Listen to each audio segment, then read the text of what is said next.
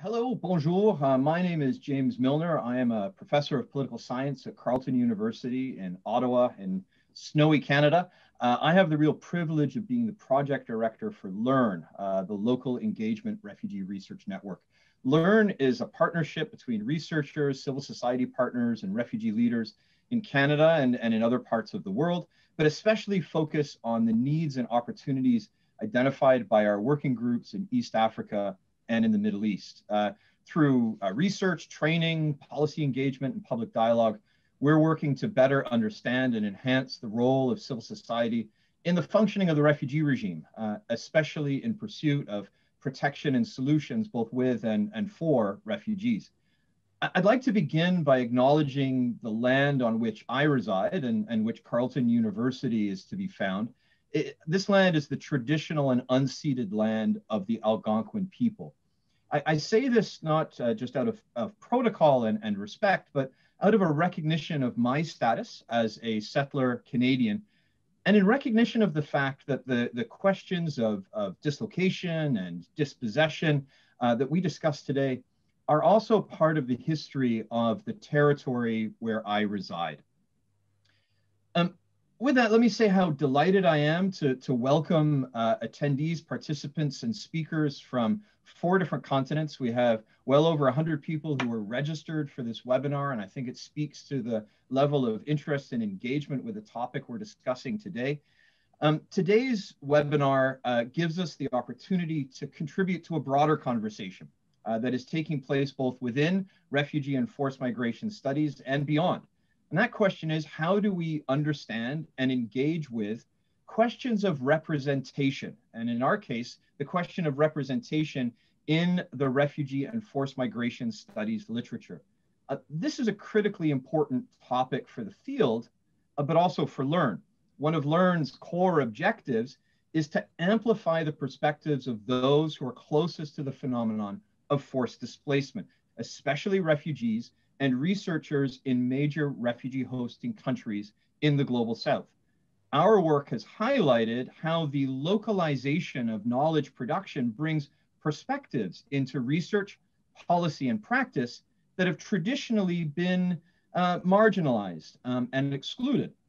Our view is that the inclusion of these perspectives brings otherwise marginalized knowledge to bear and presents new perspectives on perennial challenges. And I'd like to say, you know, how extraordinary it is that we have, and how wonderful it is that we have the editors-in-chief of 2 of the journals that we're discussing today on the call. I think it speaks to the shared desire within the field for us to engage with these questions.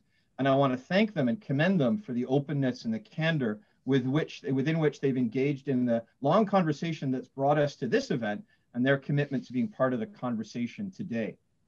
I do also want to note that our engagement with this issue is neither novel nor unique. And we seek to contribute to a conversation that needs to include many different perspectives and voices. In particular, I'd like to recognize the work of Professor Susan McGrath and colleagues in the Refugee Research Network who've engaged with these questions for well over a decade. In the chat box, I put 2 links. One link is to free access to this book, Mobilizing Global Knowledge, that summarizes and documents some of the work of the Refugee Research Network that was based out of the Center for Refugee Studies at York University in Toronto. I also want to highlight how my thinking and our collective thinking on this issue within LERRN have really been animated by conversations we've had with our partner, Professor Koti Kamanga, from the University of Dar es Salaam in Tanzania. Unfortunately, KK was unable to join us for the webinar today, but in the chat box, I have also posted a link to a keynote address that he gave at the annual meeting, or at the meeting of the Canadian Association of Refugee and Forced Migration Studies in 2018, where he discussed many of these questions of perspective, of representation, and the political economy of knowledge production. So I commend those to you, and I'd like to recognize that my understanding personally and our understanding as LERRN has really sort of been part of a broader conversation that's taking place. And we have, to help with that conversation, to advance it, we have a very exciting and dynamic format for today's webinar. First, we'll have presentations from Rachel McNally, Nadeea Rahim, and Michael Nabugere on presenting the methodology and the analysis of the journals Refuge and Refugee Survey Quarterly.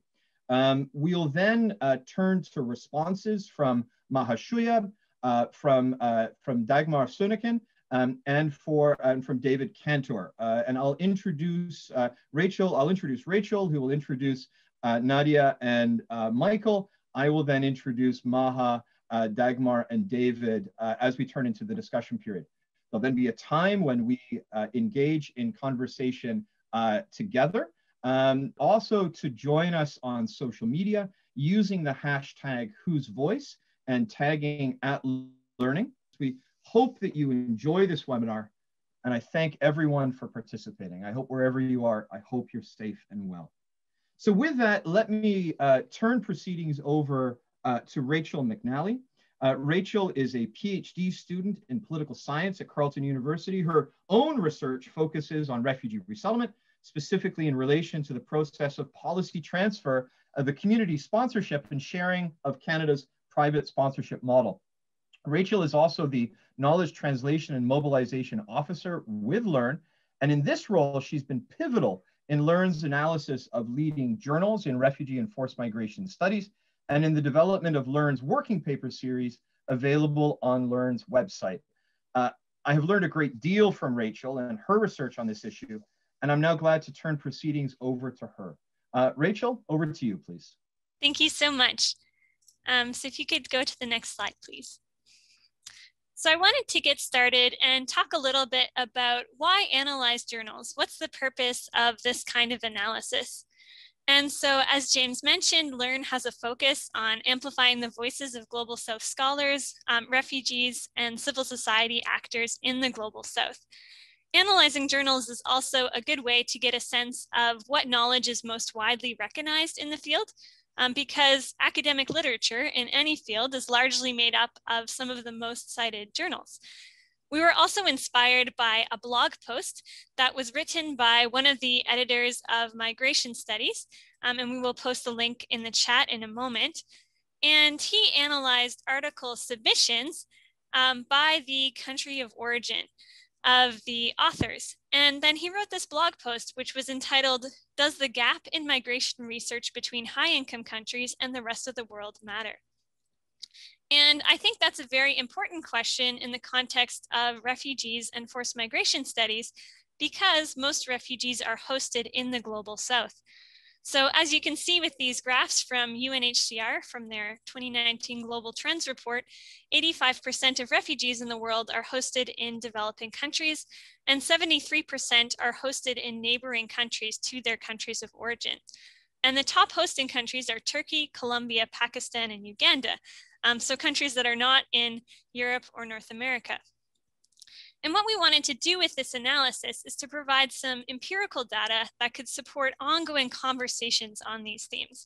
So not a critique of the journals, but as a way to reflect on where the field of forced migration studies has been over the last 5 to 10 years and where we might want to go in the future. And as James mentioned, it fits into many broader conversations that are going on in the field, not just our own field, but in academia more broadly around questions of access, representation, decolonization of knowledge production, those kinds of things. So next slide, please. So far, LERRN has conducted analysis of 3 different journals. So first we looked at the Journal of Refugee Studies. We won't be talking about that analysis today, but you can read it on the LERRN website. And we looked at 5 years, and in that time, 167 articles were published. We looked at 6 years of Refuge, Canada's Journal on Refugees, and in that time, 103 articles were published, and so we'll be presenting that analysis, or part of that analysis, in a moment. And then we looked at Refugee Survey Quarterly over a period of 10 years, and during that time, there were 210 articles published. And we also want to acknowledge that for the Refugee Survey Quarterly analysis, we were joined by some other team members who were funded by the RECAP project at the Refugee Law Initiative. So Michael Nabugere will be joining us and presenting today, but we were also joined by Catherine Hampton, Dr. Diana Martin, and Bethan Matthias. So we want to thank them for being part of that project as well. Next slide, please. So what we did is we made a long list of all the articles that were published during that time, and then we coded them according to certain variables. So first we looked at the current institutional affiliation of the author or the authors who were part of the piece. And then based on that institutional affiliation, we assigned a country, and then we also assigned a global north or global south distinction. And we categorized countries as global north or global south according to the United Nations Statistics Division, developed versus developing regions. We recognize that global north, global south is a simplification of really a complex reality. There's a lot of diversity within these categories. We're just using it as a bit of a shorthand to get to some of these questions of geographic representation and the kind of structures of knowledge production. And why did we use institutional affiliation? First of all, it was a question of the availability of data. So when articles are published, it has the institutional affiliation of authors, so it's easy to get that. Other information about authors is not often available, so such as nationality, for example. And then second, we were interested in finding out whether scholars from the Global South needed to get either a co-author from the Global North or an institutional affiliation in the Global North in order to access publishing opportunities. So we also coded according to the geographic focus of the article. So for example, if the article was about refugee resettlement in Canada, regardless of who authored it, we put it as Canada. And then we compared that to where refugees and other displaced people are located globally. We also looked at the type of displacement, looking at UNHCR's population of concern. So we coded according to refugee, asylum seeker, internally displaced person, stateless, or other for all the groups of forced migrants or migrants that fall outside of UNHCR's population of concern. And then finally, we looked at co-authorship. Next slide, please.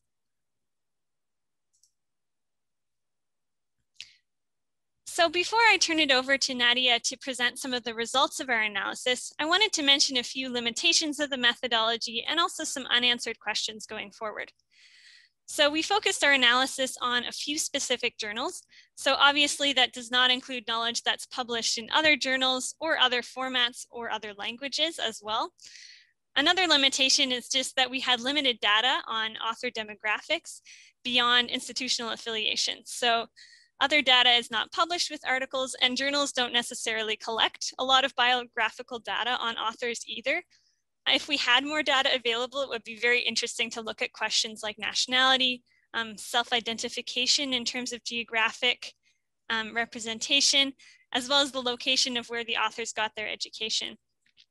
We were also only working with published articles, so it's not clear whether the submissions follow exactly the same patterns as what gets published in the end.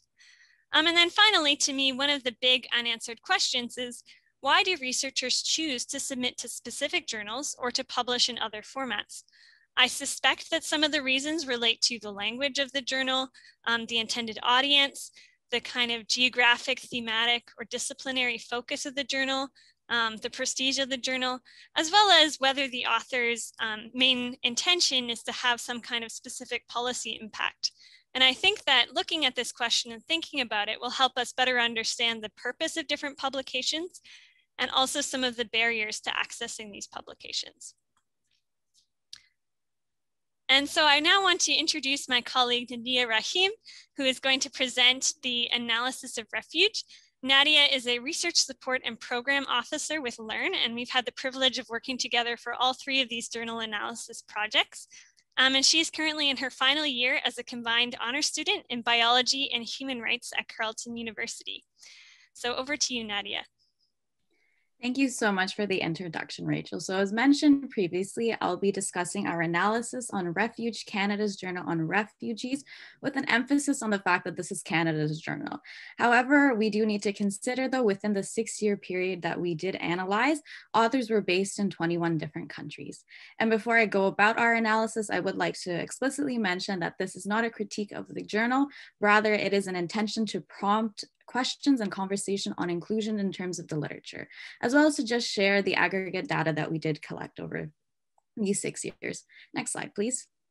So the first graph that I would like to highlight is based on this question of underrepresentation and overrepresentation on the comparison of the percentages of displaced persons versus geographic focus of these articles. So the most apparent example we have here in terms of overrepresentation is Canada, with about 40% of the articles regarding displaced people within Canada. However, we can see in comparison though that Canada has less than 1% of refugees worldwide, and we see similar patterns of overrepresentation with United States and Australia. And then if we were to look to a question of underrepresentation, we can see with sub-Saharan Africa, about 30 to 40% of refugees and populations of concern are found within this region. However, we can see that articles are about sub-Saharan Africa displaced people is a little over 5%. And then we see similar patterns of underrepresentation with Latin America and Caribbean, as well as Asia and Pacific. Next slide, please. So a second graph that I would like to highlight from our analysis is the Global South authorship in terms of how Global South authors were included within these articles. We can see here that 89% of articles did not include Global South authors at all. And then we see 4% of the articles, we have Global South as single authors, Global South scholars as single authors, sorry. And then we do see with co-authorship that about 7% of the articles did include Global South individuals. Next slide, please. So then in terms of the inclusion of including a Global North authors in this case, we can see here in co-authorship about 85% of these articles there was Global North to Global North co-authorship. 13% of these articles had Global North to Global South co-authorship. And then within the Global South, there was only 2% of these articles within this co-authorship idea. Next slide, please. So in terms of our just general key findings, Refuge has expanded well beyond Canada again, and authors are based in 21 different countries within that 6-year period that we did analyze. And there's this general consensus that the Global North is overrepresented in all aspects of the analysis in terms of the number of articles, which will be seen in our blog post later on, as well as different types of authorship.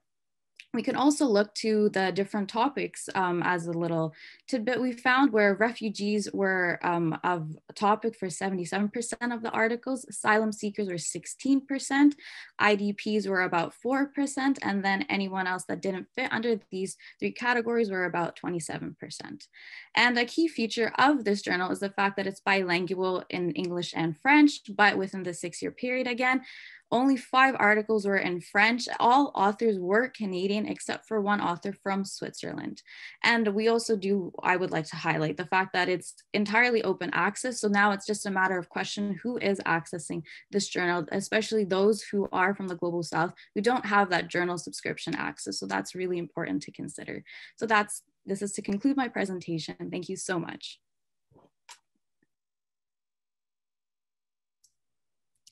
Thank you so much. That was really great to hear what we found there. And now I would like to introduce our colleague, Michael Nabugere. He is a humanitarian coordination and management expert currently working as settlement commandant for Bidi-Bidi refugee settlement in Uganda, a home to over 234,000 refugees, mainly from South Sudan. Michael co-authored the Refugee Survey Quarterly initiative with us. And he has a master's degree in refugee protection and forced migration studies from the School of Advanced Study at the University of London.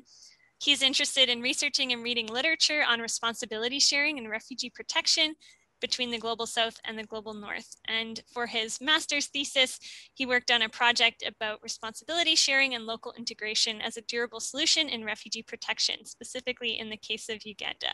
So Michael, I look forward to hearing what you have to say. Thank you very much, Rachel, for the introduction. So I'm representing a group of researchers that did an analysis on the Refugee Quarterly Survey. A total of 4 people, 2 students from Clayton University and 2 from University of London. So I'll go right away to the presentation since the background information has already been given. We began with authors by country, and a total of 39 countries were represented by the institutions of affiliation, while 50% of these authors or institutions were from, authors were affiliated to institutions from the global north, while only 41% were from the institutions from global south. Interestingly, the UK took or accounted for 53 articles, 45 of which were single-authored and 8 co-authored, while the USA tallied second with 34 articles. Switzerland had highest per capita numbers, while India and Nigeria, with the biggest populations, figured lowest with 0 articles. Most of the authors based in the global south, except for in UAE, Iraq, and Fiji, who contributed one article. The rest of the authors were appeared in co-authored articles.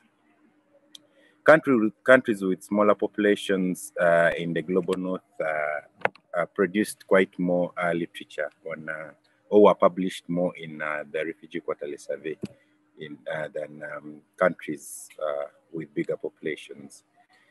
Overall, there is a global north monopoly in the institutions providing or producing this knowledge, with 89% of the articles being written by authors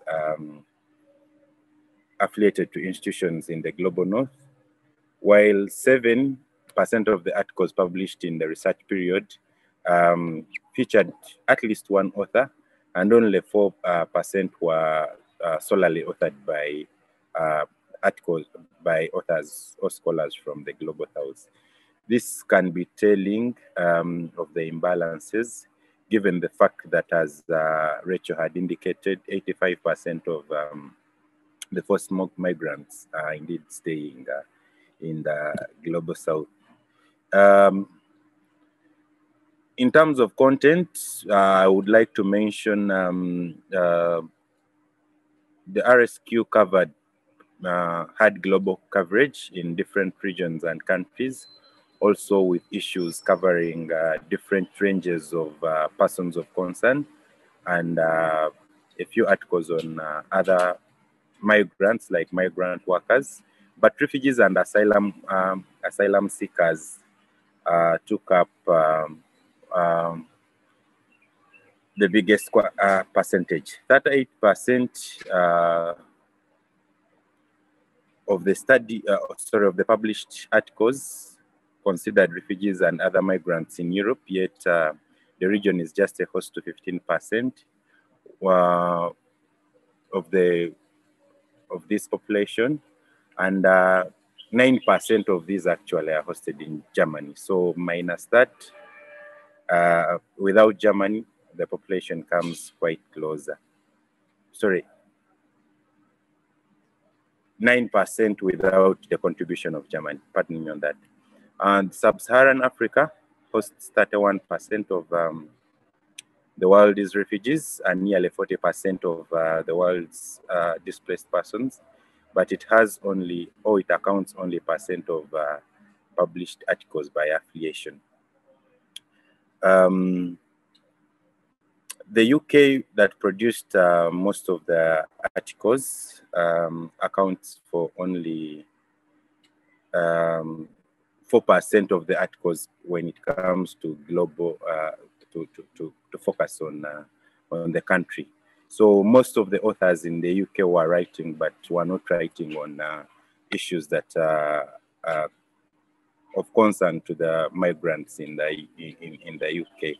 This means that they've been writing on issues that are affecting in other regions or globally. This one would bring on a question whether they're indeed the best, or they do a good representation of the issues that are affecting in the migrants in different regions in the forced migration discourse.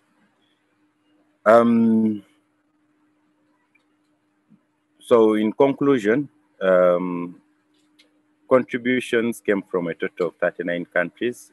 There is a disproportionate concentration of knowledge production about forced migrants. When you look at the 85% concentration of forced migrants in Global South vis-a-vis the 89% concentration of the published articles in the Global North. As I said at the beginning, the RSQ, to its credit, had wide coverage pretty much in every region of the world. And basing on the fact that 85% of the refugees are in the Global South, only 27% of the articles are about forced displacement, about displacement in Global South, while 17 are on global issues. So the question is, the rest, where are they concentrating? So the big question is the areas of discourse, the priority areas for the majority of refugees, something I would be very much interested in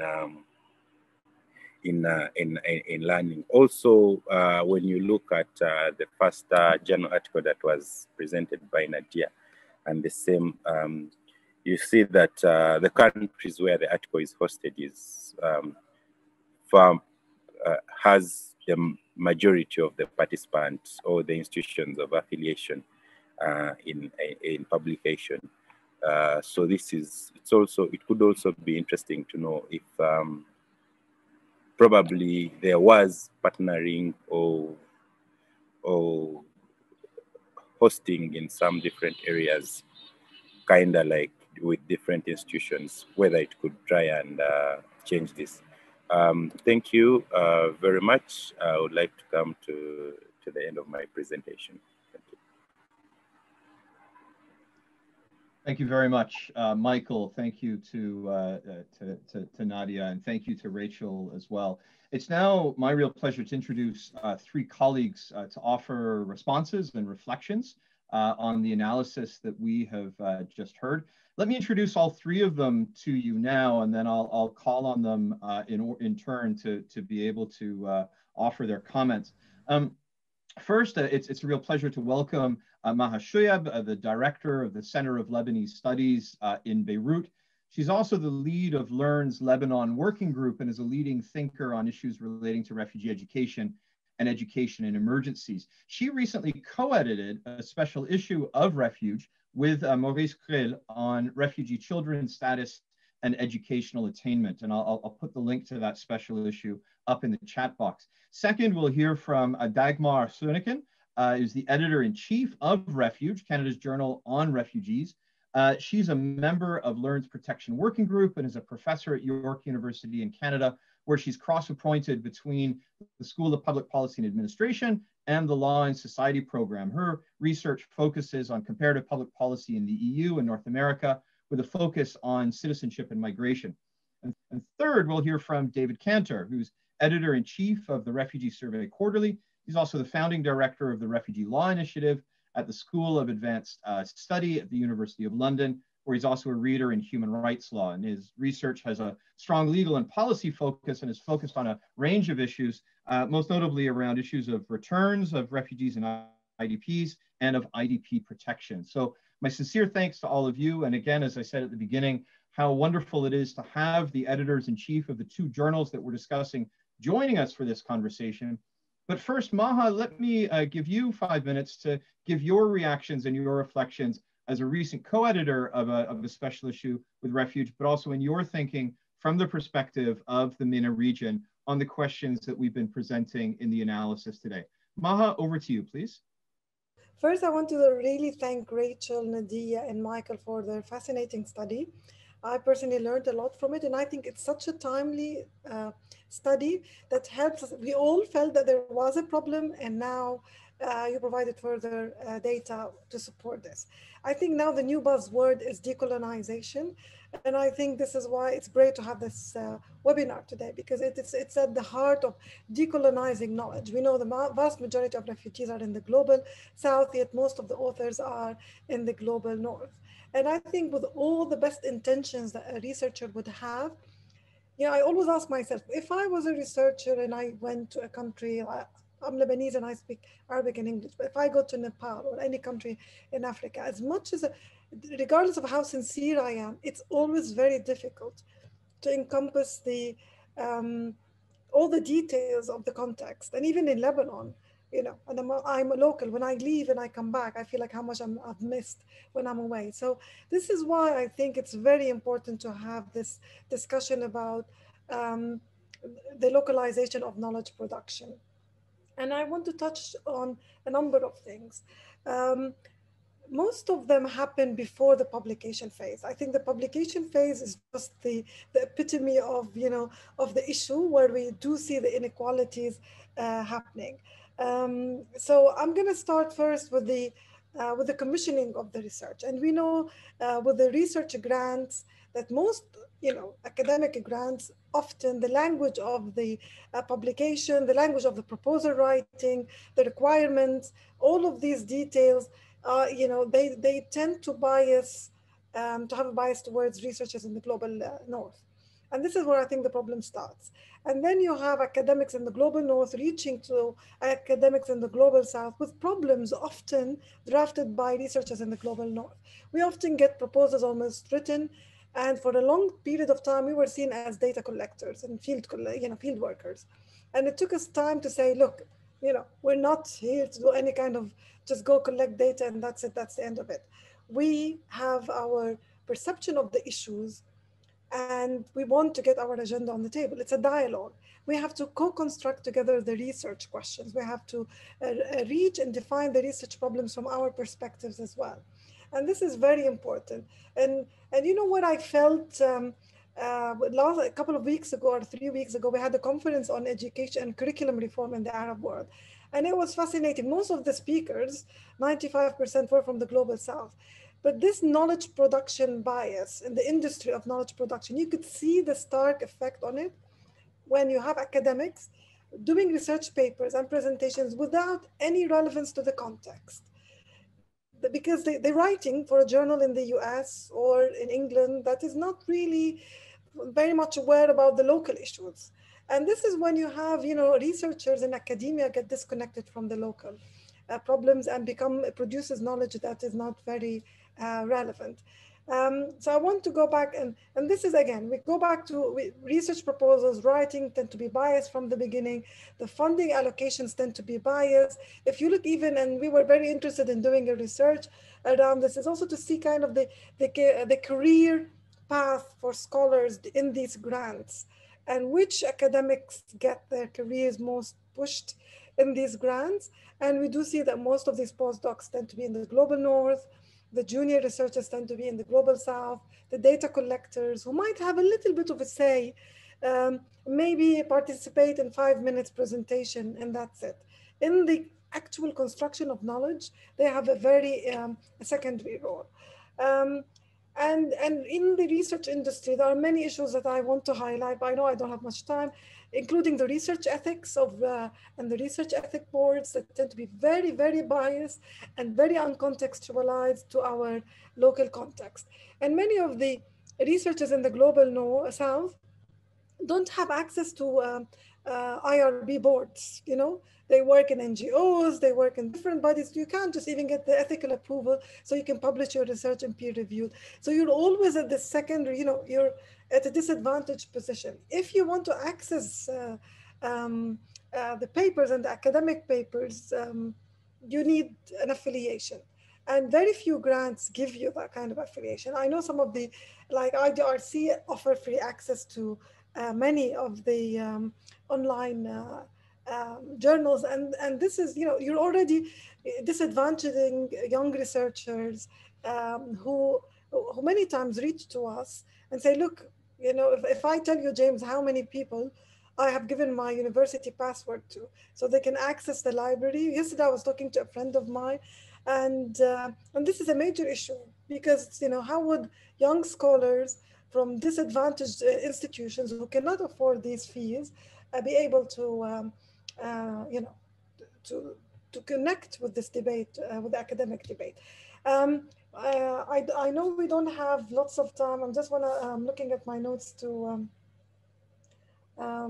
Okay, all right. In addition to accessing knowledge, I think to conclude, it's very difficult as a result to influence the big debate around big issues and the theoretical frameworks that get constructed by scholars in the global north. It takes time. When we were doing this special issue for Refuge, and the reason, Dagmar, we reached to Refuge is, one, it's open access. So for us, we felt ethically we're writing for an audience who's going to be able to access, you know, the most disadvantaged scholars around the globe are going to be able to access the journal. We know language is going to be a barrier, but at least the funding is not going to be an issue. Another thing, but in this journal, we wanted to have equal authorship between like contributions from the global north and south. We wanted to have co-authorship. It was very difficult to break one, the funding hegemony that tends to emphasize the disconnection between global north and south, where you often find the main authors from the global north. The co-writing was also very difficult to find papers where you have equal contribution between two people from each part who want to embark on a similar project and want to equally you know, participate in the project. And as a result, we ended up with papers that are juxtaposed against each other rather than having a dialogue. And one last to finish with, like at least in the field of education, the disconnection and the divide between research on refugees in the global South, it's so interesting to see this because most of the people writing on the global education of refugees in the global South are from the global North, one, but often they only write about refugees in the global South. And then you find also global scholars from the North writing only on refugees in the global North. So there's even a knowledge implication for that because like we're assuming refugees in the North are very different from refugees in the South, and there's nothing similar about their education. And if you speak to any teacher, you know, I think hardly we find any classrooms now where you don't have diversity in the classroom. But this is producing theories and paradigms. Now we always talk about education in emergency, and it's being primarily concerned with refugees in the South. This is widening, this knowledge and theoretical gap is widening our understanding. It's limiting our understanding, but it's also limiting the kind of solutions to the to practical issues, like how we can think of education plans and responses for refugees. I'm going to stop here. Thank you very much. Thank you so much, Maha. I think that what you have challenged us to do is to not only look at the production and the publication of knowledge, but very much to situate this conversation within the structures of knowledge production, which I think is a very helpful and a useful flag. But with that, I'm happy to now pass the floor to Dagmar for your thoughts and your reflections on this question. Dagmar, over to you, please. Thank you very much. I'm just going to start my timer here because I'm very conscious of how limited the time is that we have together.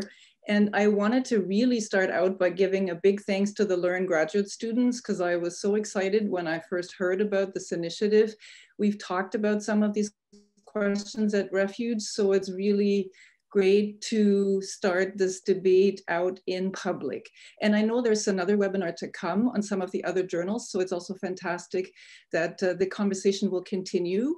And we've already talked about also publishing a reflection and a response in the next Refuge newsletter in the spring. So there will be more conversation that will be going on. So what I would like to talk about is that I just wanted to talk a little bit about Refuge and about the open access model, because we do also have the opportunity to talk with David and me being present to talk about a commercial publishing model like Oxford University, and then the Refuge model, which is open access. And since Nadeea stumbled on this a little bit, she mentioned subscriptions. So I just wanted to clarify this. But on the open access conversation, it's fascinating to see that the data between RSQ and Refuge is actually not that different. So despite some of the advantages of open access, there's still something else going on. And because of that, I thought I wanted to take another minute to talk about some of the choices that the authors make, and some of them have already been mentioned by Maha and also by Rachel in her opening comments. And then just to put some of the obvious obstacles on the floor and mention a couple of initiatives that editors have been talking about doing. And I noticed somebody already put another initiative in the question and answer, so that's fantastic. So Refuge is actually celebrating its 40th anniversary in 2021, so there will be some activities coming up. If you're interested in it, it started in 1981 as a more community activist magazine and then transitioned to an academic journal with peer review in 2000 under the leadership of my colleague Sherry Aiken. It is interdisciplinary and bilingual, but that's been a point of, I think, frustration that we can talk about if you're interested in that angle in the question and answer period.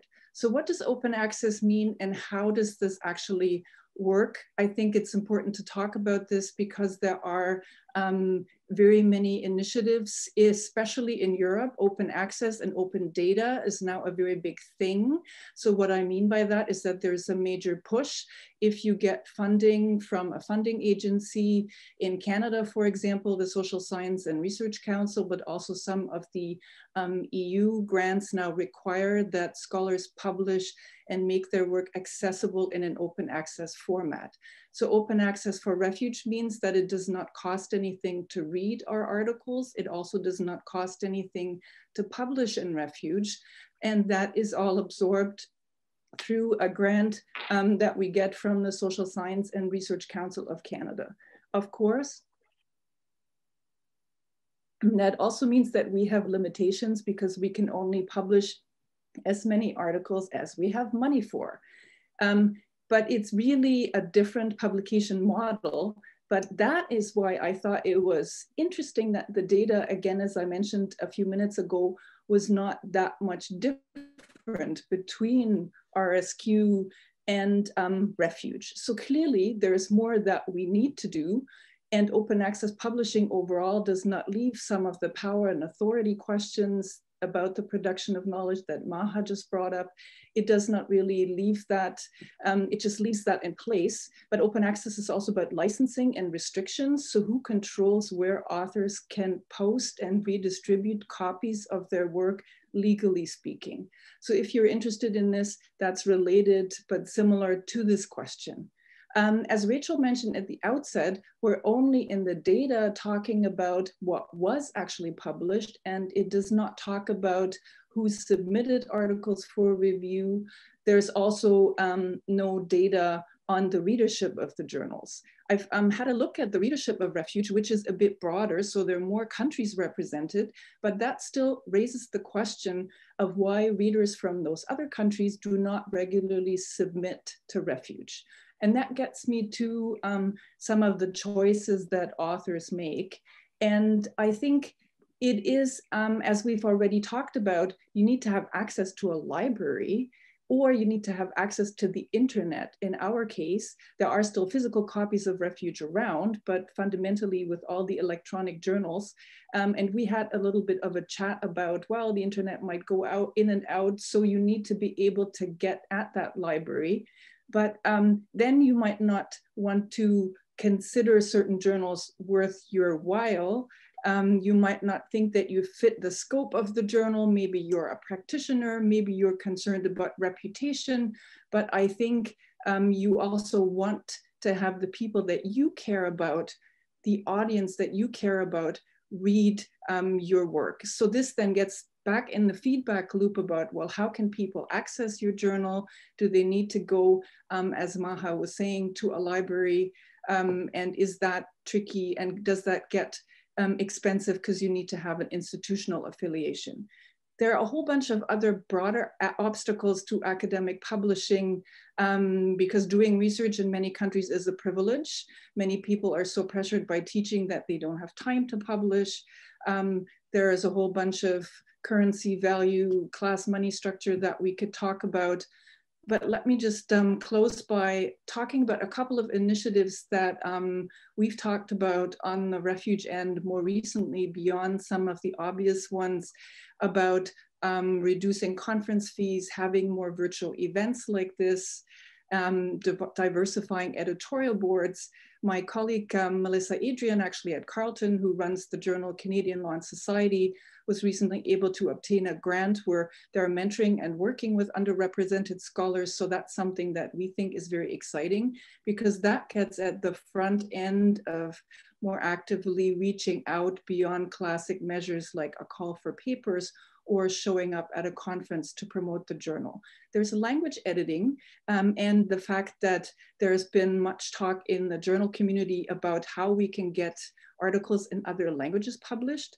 We have a lot of trouble in French, and you would then need to have multilingual staff, but there are some really innovative models out there that talk about accessibility in a much broader context. And I'll leave it at this, but I think the most important thing is that journals are talking about this, and we're all trying to change this and trying to let more voices be heard in the publications that we run. So I look very much forward to your questions, and I'll stop now. Thank you very much. Dagmar, thank you very much. And to see the conversation that's emerging between the points that Maha raised and the points that you raised about structure and about seeing publication as one point in the cycle, but not only in the production of the knowledge, but in the receptiveness, who's accessing and who's reading it, and this notion of the feedback loop, I think is extremely helpful. David, let me turn things over to you at this point to have your perspective before we open it up for discussion. David, the floor is yours, please. Good. Well, thank you very much to the LERRN team for the invitation to join this event. Let me start by congratulating Michael and his co-authors on this excellent report. As editor of the Refugee Survey Quarterly, it seems very clear to me that journals like the RSQ should showcase high-quality research and reflect the diverse perspectives that make up our field of study. Indeed, in the 1 year since taking over editorship, my team and I have already begun taking a number of practical steps towards that end. In this task, the findings of the RSQ review report have offered a useful point of reference, and so many thanks again. In the next few minutes, I'd like to offer a complementary point of entry to some of the discussions by sharing details of a few of the practical measures that we've taken, in the hope that it contributes to discussion here on the kinds of things that journals like the RSQ and Refuge can do. One of the very first steps that we took on arrival was to appoint a new editorial board. Our view is that the key role of the board in guiding the work of the journal requires suitable research expertise and perspectives from across academia and practice, across earlier and later career stages, and across a spread of disciplinary, thematic, and regional backgrounds. Our new editorial board, listed on the website, now brings together just such a range of talent. Indeed, being able to draw on the new board's viewpoints has shaped the many other practical steps taken by the RSQ in the last year to support a broader range of scholarship, including from the Global South. Each year, the RSQ editorial board now updates a list of hot topics that are seen as of particular relevance to upcoming research and policy.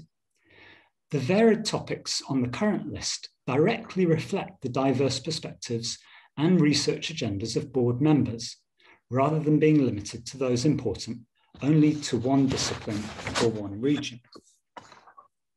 Likewise, the decision that our RSQ special issues for this year and last year address the theme of internal displacement partly reflects our impression, including from Michael's review, that this is an area in which research agendas in Global South countries, as well as some in the North, are especially interested.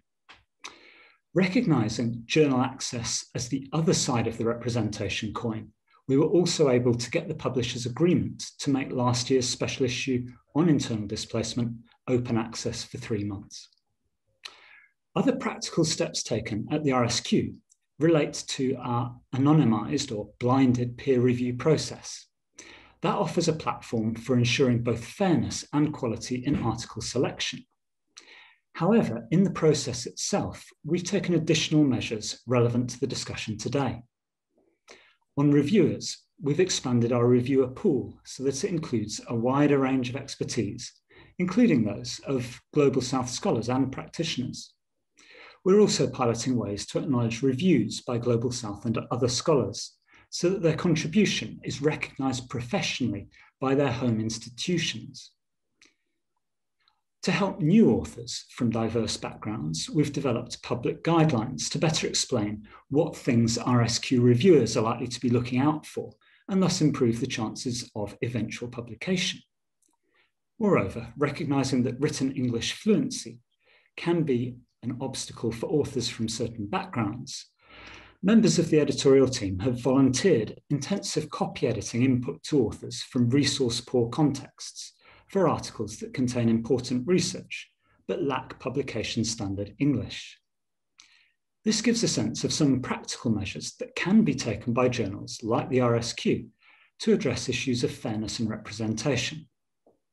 At the same point, as my colleagues have already mentioned, there are limits to how much journal editors shape the wider field of study, not least since a range of other key online publication formats now exist, including widely read blogs, which attract many thousands of views.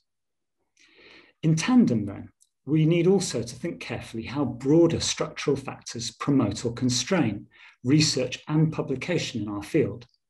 Although it's not my place to speak authoritatively on this point, I'd like to offer a few reflections for the wider discussion that follows. Firstly, it's clear that institutional incentives and barriers to research vary. This is not just between practitioner organisations and academic ones, but also between universities in different countries. For example, in some countries like the UK, university funding depends on staff regularly publishing, whilst in other countries, universities focus on teaching and consultancy and have little time for research. Of course, in part, these differences often mirror wider resource differentials between countries, and that is a second major challenge. Moreover, it requires us also to think about where the major research funding agencies are located, how they allocate their resources, and what this means for equitable research and for partnerships in our field. Thirdly, the political context in some countries means academics enjoy less freedom than in others to research and publish on sensitive topics such as refugees and forced displacement. We're involved in a project where some of these issues have very much come to the fore in some of these countries, and as we know, the risks can sometimes be fatal. In this context, the challenges that a journal like RSQ might impact on, or the way that these challenges might be impacted on by a journal like RSQ and policy changes there, may be relatively minimal unless they're combined with wider efforts to address these kind of broad challenges in the field.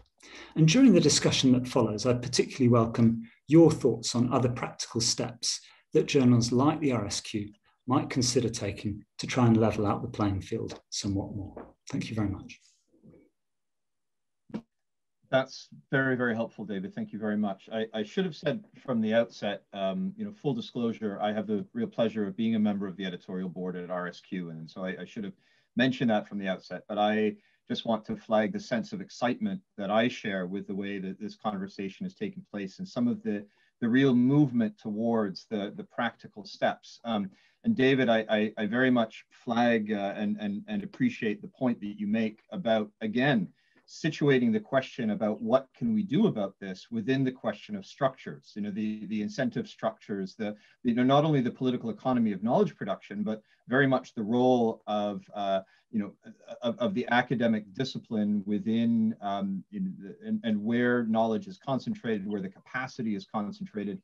In the chat box, I've just put the link to Chimney's article from 1998 on the geopolitics of refugee studies. And the way that a concentration of research capacity, research resources, sort of it reinforces this power asymmetry and reinforces not just the knowledge and the discipline, but very much the myth of difference that then has an impact on the core protection claims of the refugee regime itself. So the scale of what we're discussing, I think we can agree, goes well beyond the question of what's actually presented within the journals, but the significance of that is really has an impact on the very functioning of what the regime claims to be able to accomplish.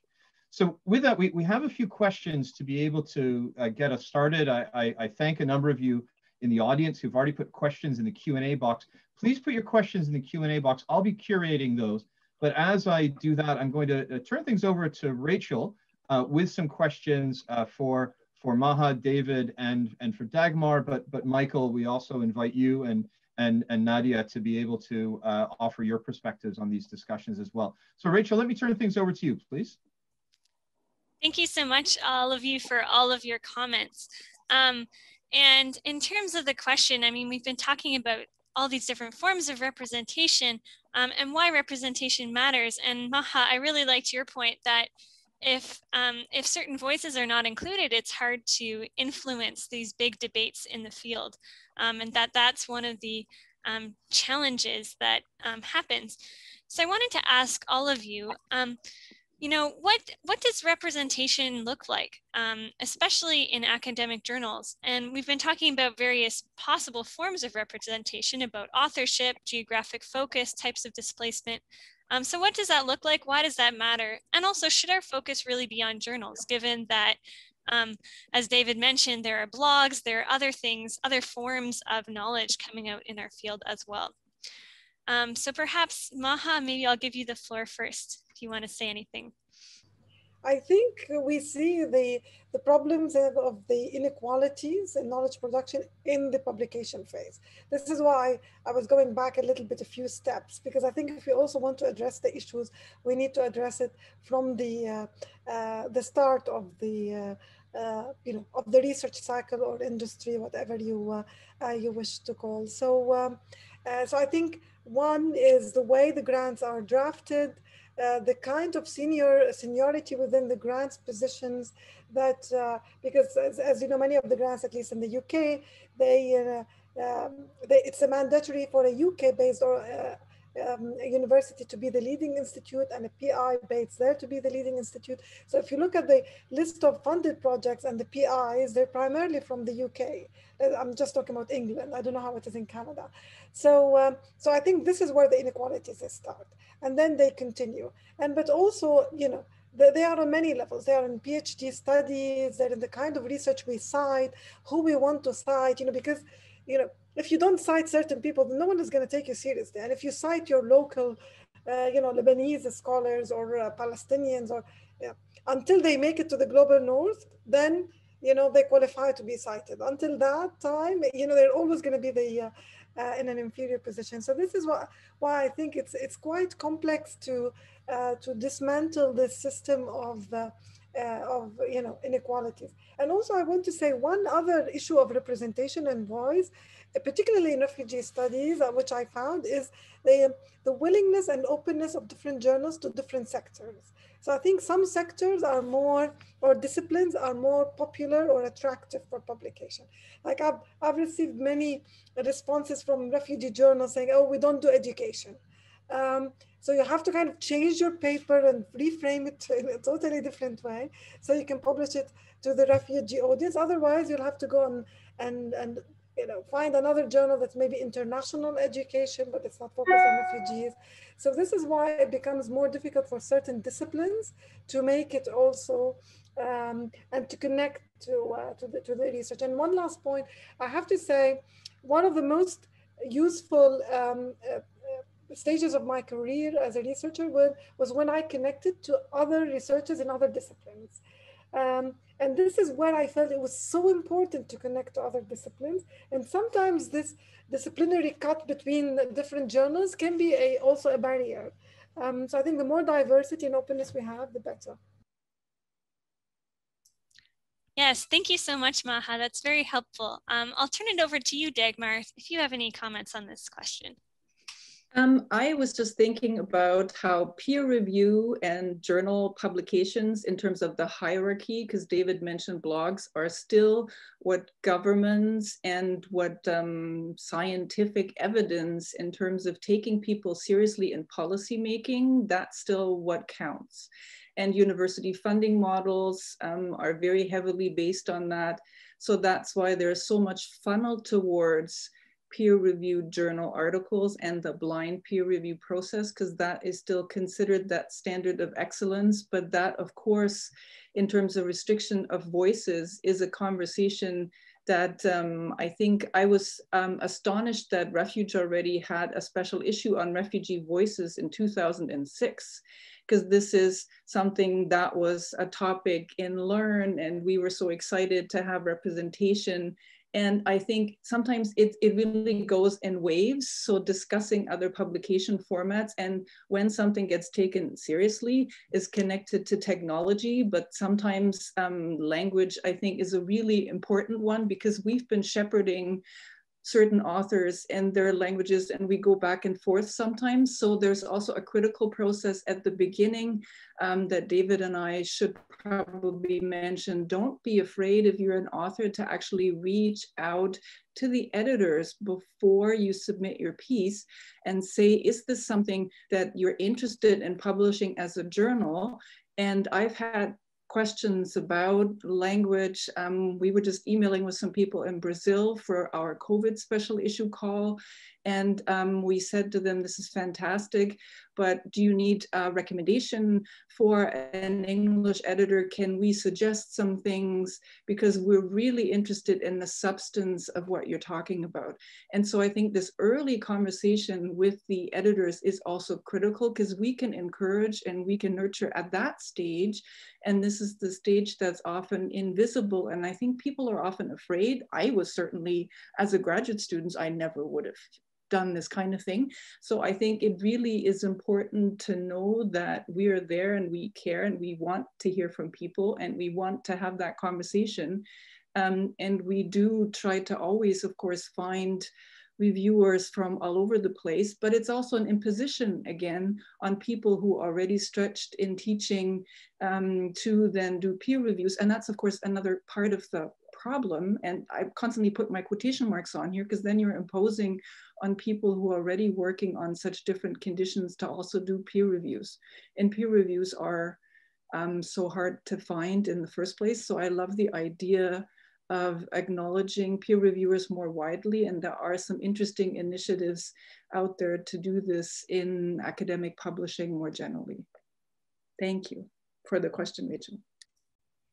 Thank you, Dagmar. That's very helpful, and helpful to know for anyone who may be listening today, that if you are interested in publishing in a journal, feel free to reach out to the editors. There's no harm in doing that and having that initial conversation.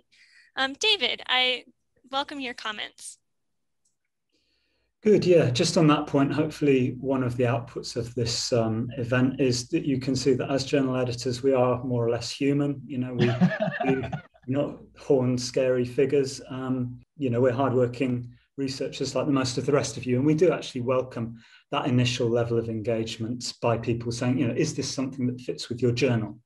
And on that point, it was exactly that concern which led us and the members of our new editorial board to put together a guidance document on the website. It isn't actually up now because OUP is quite slow at putting things up, but it will be up in the next week or so, which is guidance about, you know, should you submit to this journal or somewhere else? Here are the kind of audiences that we're aimed at.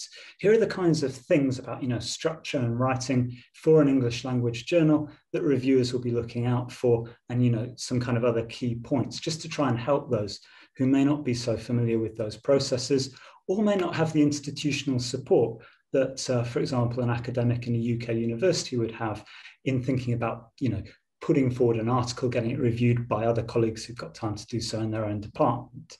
So I think that there are some practical steps that, you know, whilst modest, may be a way of meeting not exactly halfway, but going some way to meet some of those concerns. On the broader questions that you've posed, Rachel, I was quite, I think there are good questions about representation, but I think on the flip side, there is also a question about audiences. Who reads journals? And this came through in some of the comments and questions that my co-presenters made earlier on. And as a journal editor, you know, one of the things that keeps me up at night is, does anybody actually read my journal? You know, fortunately, the viewing figures seem to suggest that some people do. But, you know, the idea that governments are reading journals and, you know, UNHCR is reading journals, sadly, I don't think that that's quite true. Most of the conversations that I have, and, you know, full disclosure, I used to be principal advisor to UNHCR for a short period of time. You know, the stuff that people were reading tended to be news reports, tended to be NGO reports, tended to be blog articles. And, you know, they get a lot of views on the relevant websites. So I think when we talk about knowledge production, you know, absolutely there is a critique there about, you know, the prestige of different kinds of knowledge. But I think we need to unpack a little bit more also the way that knowledge is in fact used in practice as well in the field. And I wonder if, you know, there are similarities between our field and others. In terms of what does representation look like? Look, I mean, our journal has a mandate like every other journal, and, you know, that kind of describes who we think our audience is, the kinds of articles we're interested in. We try to clarify that as much as possible in as straightforward terms as possible.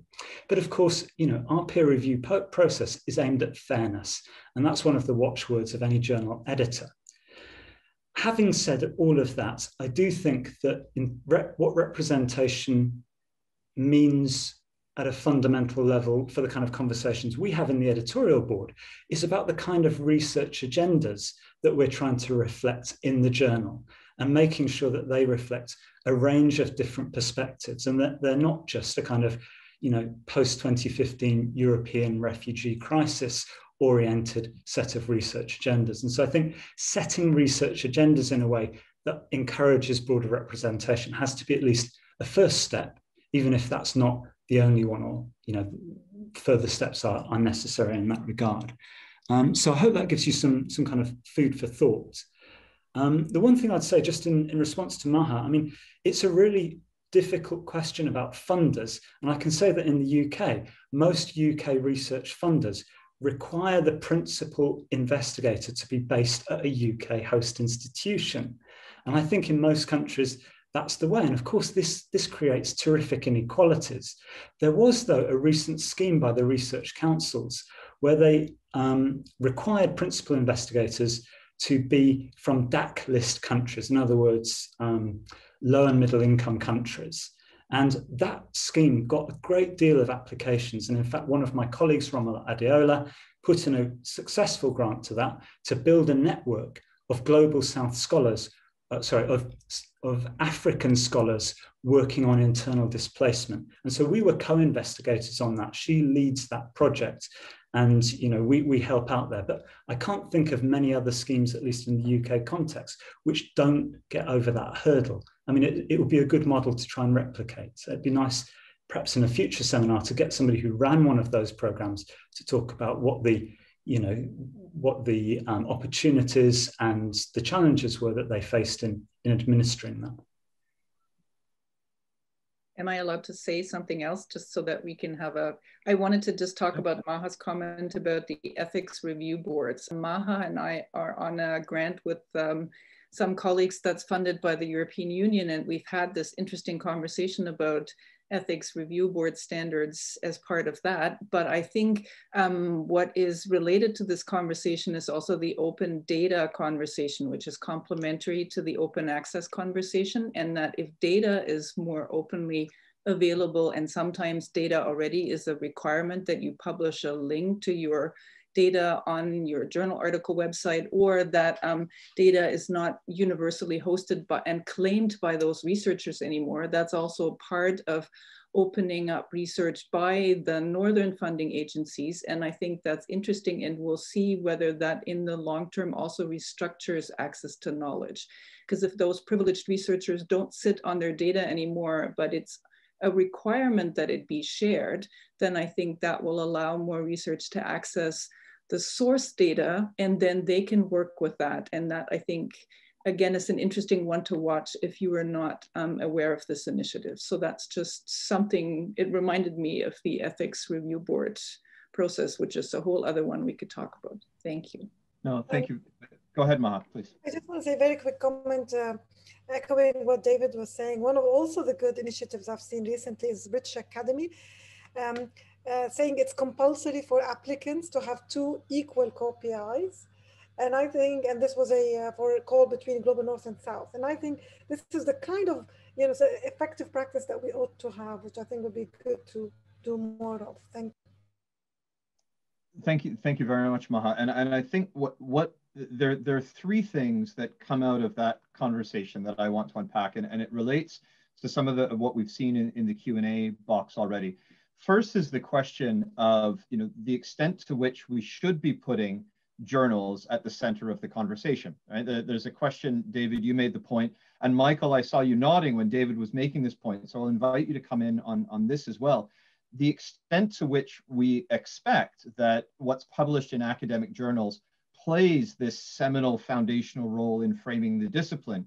In our work within LERRN, there's the emphasis that we're now placing on knowledge translation. How do you get the tweet to get someone to read the blog, and from the blog to write the policy brief, and from the policy brief maybe make it to the 8,000 word journal article? So within the concept of the role of knowledge production, to what extent are we limiting ourselves if we place an emphasis on knowledge as produced in journals? Does that bias the conversation on where change needs to happen, is one point. The second is very much, Dagmar, you made the point about the research cycle. David, you talked about structures. Maha, you talked about very much the question of the need for changes in power across the cycle as a whole. We also need to ask questions about how we understand these questions from an intersectional perspective. In the Q&A box, there was one of the first comments was about an initiative, the Global South pre-submission scheme, a practical step that we've discussed, but also the focus on gender disparities in publishing. There was another comment on individuals who have a displacement experience, sort of the double or triple burdens that they face in being able to access and publish. So, if it's one, the question of what emphasis should we be placing on change in the production of knowledge in journals relative to the production of knowledge more generally, there's also the question of to what extent is this more of an intersectional question. But then third, and related to that, is to what extent is this what we see in the journals as manifestations of deeper inequalities in the knowledge enterprise more generally. I was really excited in Canada, the International Development Research Centre, IDRC, which is a Canadian Crown corporation that really has as its mandate in amplifying the voices of thought leaders in the Global South on issues of development. They've just issued their 10-year strategy, and it includes reference to forced displacement as an area where they will be working. So should our efforts be more in these traditional development actors like IDRC, like the regional development banks, should our energies be focused in having those actors that can create those more permissive structures? Is that something that's an essential part of this question? And if we are able to adjust representation with journals, will that be an indication of success? So with that, Michael, I saw you nodding when David made the mention of, do practitioners in the field read 8,000 words journal articles? As Commandant in Bidi-Bidi, how much time do you have to read the latest issues of academic journals? And from your perspective in the world that you now occupy, what knowledge is useful to you? And then I'll invite Maha, Dagmar, and David to comment on that troika of questions that I posed. Michael, I invite you to offer your reflections on this, please. Well, thank you. I don't know whether you're hearing me clear. Hi. Thank you. So first, it's a very interesting question. I for one, have been getting access to these journals through my education with the University of London, and I have to say, prior to that, I didn't have much information on journals, scholarly articles and journals. It was more of textbooks, and for me, it pricks my mind when it comes to the culture and the tradition of knowledge production as we're looking at it here. I would use the word, it's more of a Western culture, or let's say global North culture. And looking at it as knowledge production, yes, if you're producing knowledge, but for who? Just as David asked, who is the end consumer of that? Is it the refugee in Bidi-Bidi refugee settlement, where there are over 240,000? Is it the commandant in Bidi-Bidi refugee settlement? Are they really going to read the 40-page article? And it influences how they respond. There is a lot of wisdom and knowledge in those articles, but does it act? And it brings me to comparing. Let's say I'm quite interested in burden sharing between the North and the South when it comes to refugee protection. But when you compare knowledge produced in about the EU, burden sharing, responsibility sharing in the EU, which is just 15% of hosts quite a small population of refugees, vis-a-vis knowledge production in Africa on issues of responsibility sharing. I mean, it's very imbalanced. You will look for articles, especially the ones that have been produced in journal, published in journals, and it's just not there. And this goes to other topics as well. Whereas there is a lot of information that has been published. Is it because we don't maybe take it as important as we should, or as it is taken in other areas? Or should we also be looking at what is considered as important sources of knowledge when it comes to knowledge production in post-migration discourse? I supported a lot of research programs in the settlements that I've worked in. I've worked in Triandongo, I've worked in Rhino Camp, and I've worked in Bidi-Bidi. And a lot of information or knowledge has been generated by these different researchers for NGOs, for also academic purposes. The question is, who reads this? Is it the policy actors in Kampala? Or is it the funders in the global North? I would say it's not the refugees, because first the language is a problem, but also access to these, maybe computers to access the information. So if, let's say, the International Refugee Research Initiative in Kampala does a research, and it's signed off by government to authorize to do the research, and they call for a dissemination meeting. What happens after that? So maybe it is also something that should be looked into and can help us to throw more light. But adding on the structural concerns that are there, for I think the persons that would be able to contribute to this, I would speak for Uganda, could be the persons that are working in this field, NGOs, government, UN organizations. But of course, there are limitations on what they can publish and whether or not they can publish. But also, do they see the importance of generating and contributing to this knowledge? So I think that is what I would have to comment about. Thank you. I think that is a really helpful perspective to make sure that that's foregrounded in this conversation. Is, you know, what's the ultimate objective of this work? I've always been challenged by David Turton's comment that, you know, research on human suffering is only ethically defensible if part of the purpose of that research is to alleviate that suffering. And I think that raises bigger questions that I think we'll address have to address in a future webinar.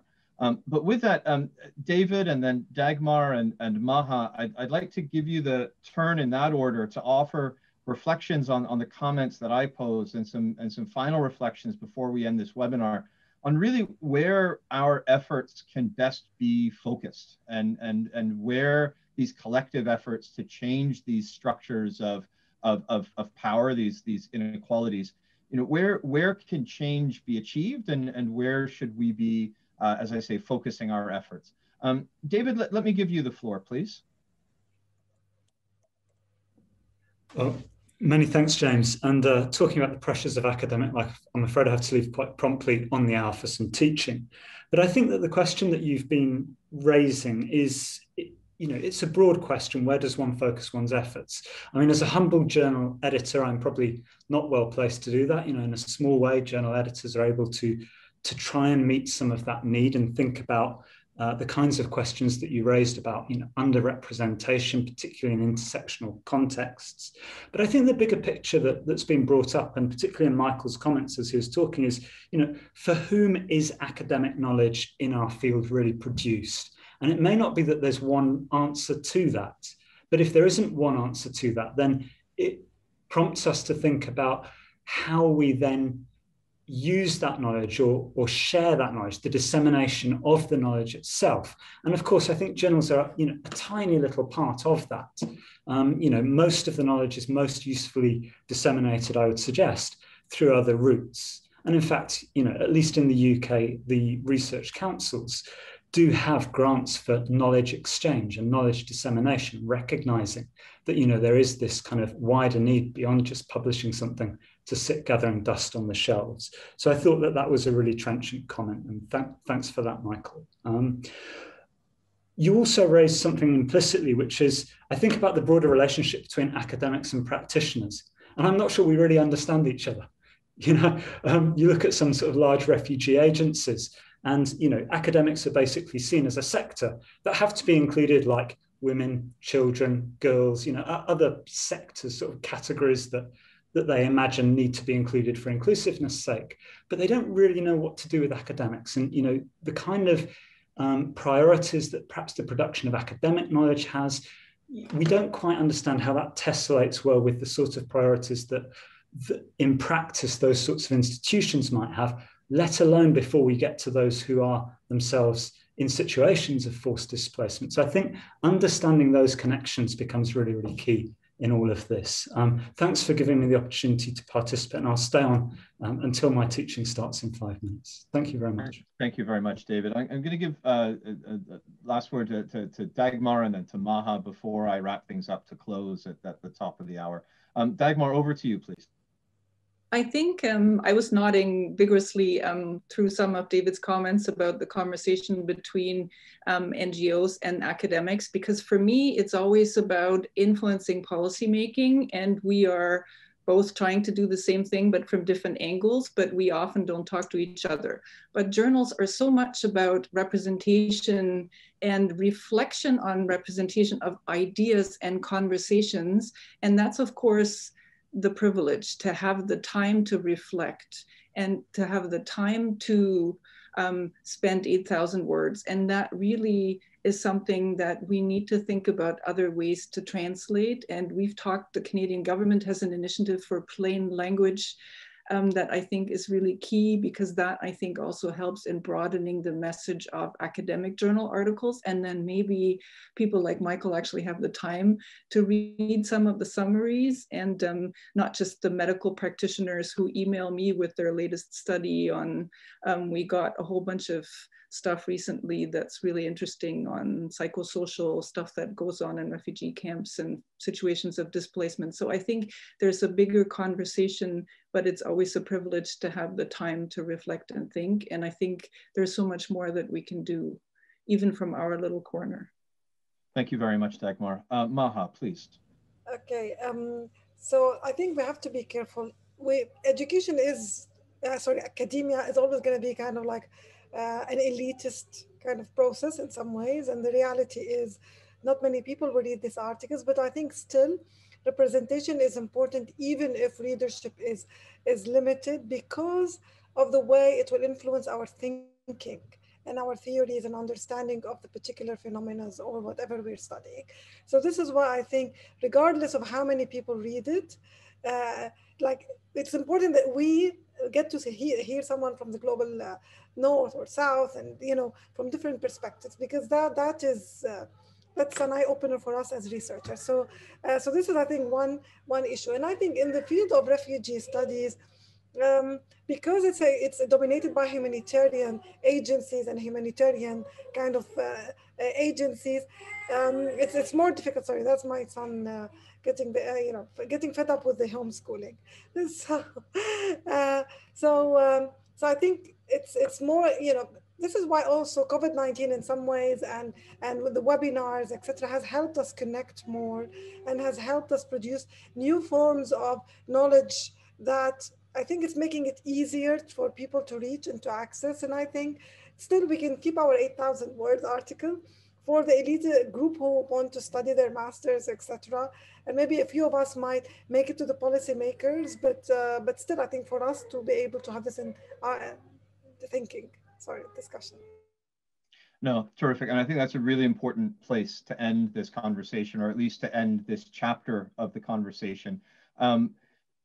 There is, I think, as we've heard, there's a role to play in academic journals and the knowledge that's produced there, but to see that within a chorus of voices and perspectives that needs to be brought forward, and to ensure that within the journals that Maha, and I think your point was very key, that to make sure that if the journals are the place where the paradigms and the frameworks are constructed, to make sure that that is an inclusive space, not only in terms of geography, in terms of discipline, in our context, in terms of gender, legal status, and life perspective. So this is a conversation that we will be continuing and LERRN. As I said, that it's something that's being continued by many other groups. And I have posted in the chat box the link to the LERRN website. We welcome ideas to send them to us by email, to tag @learning on Twitter with your ideas. I'm very grateful to Michael for the presentation, and Nadeea for the presentation, Rachel for organizing this event and leading in the research. A very special thank you to Maha for your role in bringing the perspective that you did in the midst of homeschooling. Please say hi to Jude, and safe travels next week.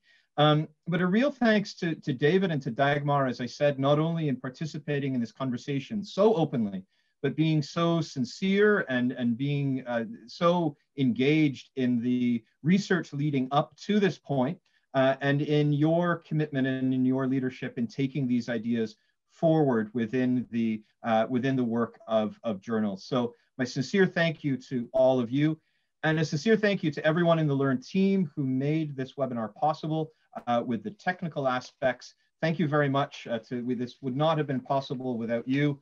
Another time I'll show you my telephone and you'll understand why my technological support is so critical. Last points that I'd say is to please follow LERRN on social media to continue the conversation on Twitter. We will be soon posting details about our next webinars. The next webinar within the LERRN IDRC series, focusing on the perspectives of refugees and host communities. We'll be having a webinar later this year as a launch to Gil Locher's last book, The Very Short Introduction to Refugees, with Oxford University Press, and as a celebration of his life. And we will be having a follow-up webinar on this topic in the months to come. Maha, you made the point that in the COVID realities, there's a chance that we have to have conversations that may have been more difficult. And I feel that this kind of conversation is really a testament to that. Having Michael joining us from Uganda, Maha, you joining us from Beirut, me in my basement in snowy Ottawa, Dagmar in Toronto, with David in London, Rachel in the Maritimes. It's amazing how we're able to come together with this conversation with a shared intention of enhancing the role that knowledge can play in the pursuit of protection and solutions for refugees and other displaced populations and working with them. So thank you everyone for participating. Thank you for attending wherever you are. I hope you're safe and well. We look forward to staying in touch and continuing this conversation. Thank you. Bye-bye.